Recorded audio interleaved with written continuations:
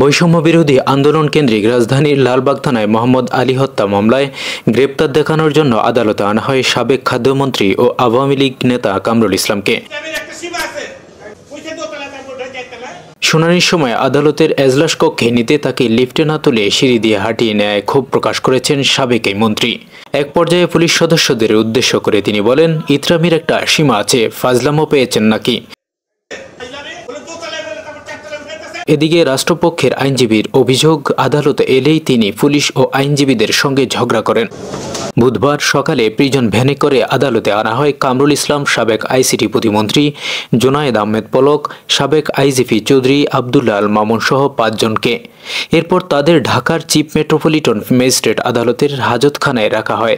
কিছুক্ষণ পর বৈষম্য বিরোধী আন্দোলন কেন্দ্রিক বিভিন্ন থানার মামলায় গ্রেপ্তার দেখাতে শুনানির জন্য তাদের এজলাসে তোলা হয়। আদালতে আসলেই উনি পুলিশের সঙ্গে ঝগড়া করে, না হয় আইনজীবীদের সঙ্গে ঝগড়া করে।